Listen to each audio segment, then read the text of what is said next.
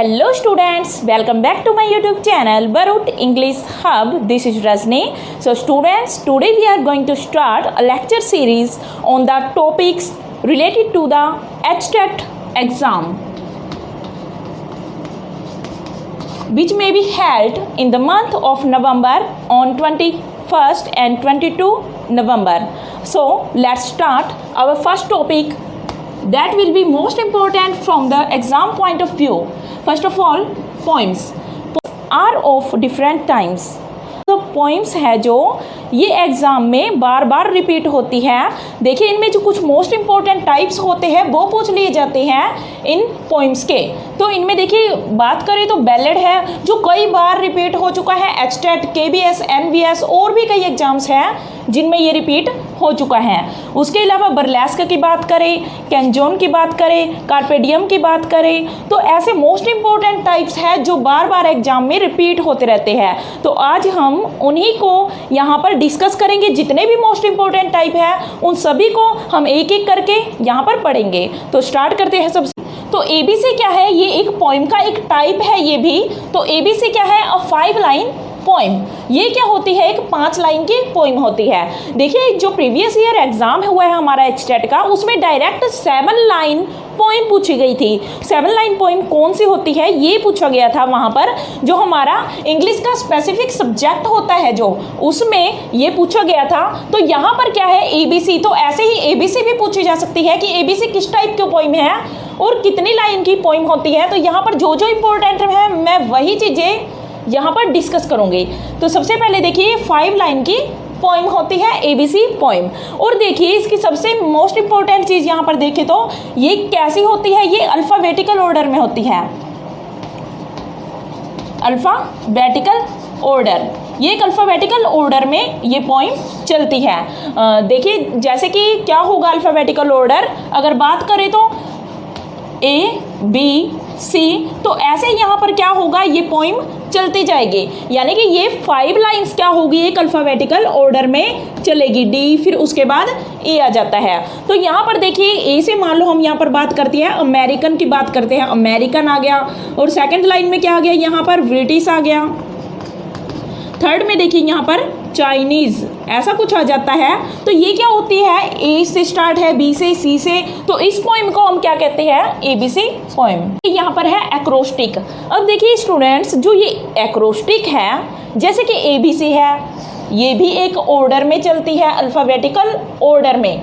पर ये अल्फ़ाबेटिकल तो होगी एक्रोस्टिक में, और एबीसी में मेन डिफरेंट क्या रहेगा? ये भी क्या होगी? ये एक ऐसी पोइम है या फिर कोई भी वर्ड पजल हो सकता है in which certain letters in each line form a word, जिनमें क्या होगा? हर एक लेटर, यानी कि उस पोइम का हर एक लेटर क्या करेगा? इन ईच लाइन, हर एक लाइन से हर एक लेटर फॉर्म ए वर्ड, जो एक वर्ड को बनाता है, ओरिजिनेट करता है। तो देखिए यहाँ पर एग्जांपल देती हूँ। यहाँ पर तो एक ऑर्डर में मिलेंगे हमें वर्ड, पर जो एक्रोस्टिक होती है उसमें एक ऑर्डर में नहीं होते। ये बात आपको ध्यान में रखनी है कि जो एक्रोस्टिक पोइम होगी उसमें भी अल्फ़ाबेटिकली चलती है, सेम इसी तरह से पोइम होगी, पर उसमें एक ऑर्डर में जो ये लेटर होंगे वो हमें नहीं मिलेंगे। और देखिए क्या होगा इसमें, फॉर एग्जांपल है एक टीचर। इस पोइम का नाम क्या होगा? छोटी सी पोइम है कोई, टीचर। ये देखिए क्या होती है? ये शॉर्ट पोइम्स होती है, छोटी छोटी पोइम्स होती है ये। टीचर क्या है? देखिए यहाँ पर टी आ जाएगा, उसके बाद ई आ जाएगा, ए आ जाएगा, सी आ जाएगा। तो इसी सीक्वेंस में जो टीचर हमारे पोइम का नाम है, उसी सीक्वेंस में क्या चलता जाएगा? एक अल्फ़ाबेटिकली ये पोइम चलती जाएगी। पर ये याद रखना है आपको, यहाँ पर कोई ऑर्डर नहीं होता लेटर्स का, जैसे कि ए बी सी डी ये एक सीक्वेंस में नहीं मिलते। कि उसके बाद आ जाता है बैलेड। बैलेड क्या है? मोस्ट इंपॉर्टेंट टाइप है, ये कई बार एग्जाम में पूछा जा चुका है। अब बैलेड क्या होता है? Poetry has 3 stanzas. देखिए the ballad is a poetry that has 3 stanzas. इसमें क्या होते हैं? 3 स्टैंजाज होते हैं, यानी कि 3 इसमें क्या दे दिए जाते हैं? स्टैंजे दे दिए जाते हैं ऑफ 7, 8 और 10 लाइन्स। अब ये 3 स्टैंजे है, जो एक स्टैंजा कितनी लाइन का होगा? 7 लाइन का। दूसरा कितने का होगा? यहाँ पर 8 लाइन का होगा। और थर्ड स्टैंजा होगा वो कितनी लाइन का होगा? 10 लाइंस का होगा। इसमें क्या होते हैं बेसिकली अगर बात करें तो इसमें 3 स्टैंजा ही होते हैं एंड शॉर्टर फाइनल स्टैंजा, और एक छोटा सा लास्ट में एक स्टैंजा दे दिया जाता है ऑफ 4 और 5 लाइंस, जो कितनी लाइन का होगा, या तो वो 4 लाइन का होगा या फिर 5 लाइन का होता है। अब देखिए ये क्या होता है, वैसे बैलेड की बात करें तो जैसे कि यहाँ पर बात करें तो फोक टेल्स होती है जो ballad like a folk tale. अब फोक टेल क्या होती है? Folk tale is the traditional tales listens from our ancestors, जो हमारे पूर्वज होते हैं उनसे सुनते हैं हम, हमारे बड़ों से सुनते हैं, हमारे एल्डर्स से सुनते हैं, तो उनको हम क्या बोलते हैं? फोक टेल बोलते हैं। जो कि पुरानी प्रचलित कहानियाँ होती हैं उनको हम फोक टेल बोलते हैं। तो बैलेड भी क्या है? Similar to a folk tale, ये भी क्या होता है? एक फोक टेल के जैसा ही होता है बैलेड भी। और इसमें क्या होगा? 3 लाइन जो 3 स्टैंजे की क्या होगी? एक पोइम होगी जिसको हम बैलेड कहते हैं, उसमें 7, 8 और 10 लाइंस की क्या होंगे? ये तीनों स्टैंजास होंगे, और लास्ट में एक शॉर्ट स्टैंजा आएगा जो कि कितनी लाइंस का होगा? या तो वो 4 लाइन का होगा या फिर 5 लाइंस का होगा। फिर देखिए ये क्या होती है? It is a narrative poem. तो ये क्या होती है? एक नरेटिव पोइम होती है। अब rhythm, the ballad has musical rhythm, इसमें क्या होता है? एक म्यूजिकल रिदम भी होता है। एक बैलेड में म्यूजिकल रिदम भी होता है, यानी एक रिदम में चलती है। देखिए बैलेड लाइक सॉन्ग, ये एक सॉन्ग के जैसे होती है ये पोइम।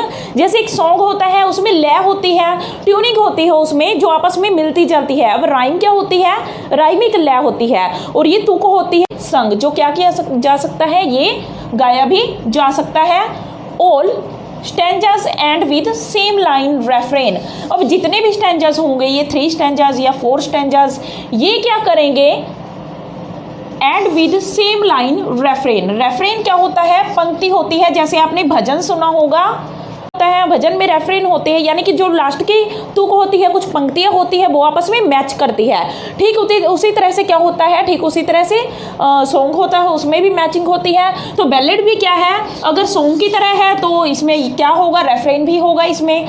और ये क्या करेगा? The ballad tales a story, ये हमेशा एक कहानी हमारे सामने रखता है, यानी कि हमें ये एक कहानी बताता है जो बैलेड होता है। अब देखिए ये बैलेड आपको समझ आया होगा क्या होता है? एक सॉन्ग की तरह होता है, 3 स्टैंजास है इसमें।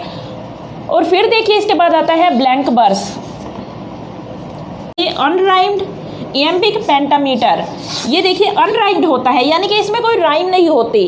अब देखिए जैसे बैलेड में था, बैलेड में क्या था? एक सॉन्ग की तरह ये गाई जाती है, ये पोइम होती है। जो ब्लैंक वर्स है इसमें कोई राइम ही नहीं होती, इनको सीधे सीधे बोल दिया जाता है बिना किसी राइम के, बिना किसी रिदम के।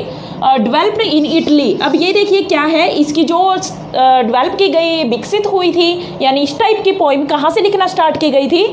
वो इटली से लिखना स्टार्ट की गई थी। उसके बाद आ जाइए देखिए बायो। अब आपको ब्लैंक वर्स में सिर्फ एक चीज़ याद रखनी है कि अनराइम्ड होते हैं, इसमें राइम नहीं होते। बायो क्या है? अबाउट सेल्फ लाइफ, ये क्या होती है? इंसान के खुद की लाइफ के बारे में बताती है। पर्सनैलिटी ट्रेड्स, यानी कि एक इंसान के क्या गुण हैं उनके बारे में, एंड एम्बिशंस, उसकी इच्छाओं के बारे में, आकांक्षाओं के बारे में किसमें बताया? देखिए हमारे पास आती है बर्लेस्क। अब ये देखिए बर्लेस्क है जो मोस्ट इंपॉर्टेंट टाइप है, जैसे कि बैलेड है, ब्लैंक वर्स है, वैसे ही बर्लेस्क है। अब बर्लेस्क क्या होता है? बर्लेस्क पोइट्री है ये किस टाइप की? That treats a serious subject as humour.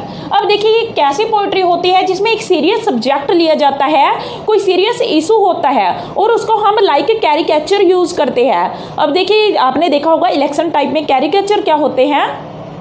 Election type में जो टाइम होता है उसमें कुछ कार्टून्स होते हैं, उनको जैसे कि किसी सीएम का, किसी पीएम का, इनके क्या किए जाते हैं? कैरिकेचर बना दिए जाते हैं, कुछ कार्टून्स बना दिए जाते हैं। सीरियस इशू लिया जाता है पर उनको एक मजाकिया तौर पर प्रदर्शित कर दिया जाता है, उनका एग्जीबिशन किया जाता है, तो उसे हम क्या बोलते हैं? उसे हम बर्लेस्क बोलते हैं। यानी जब हम एक सीरियस इशू को एज ए ह्यूमर पेश करते हैं, वहाँ पर डिस्कस करते हैं, तो उसको हम बर्लेस्क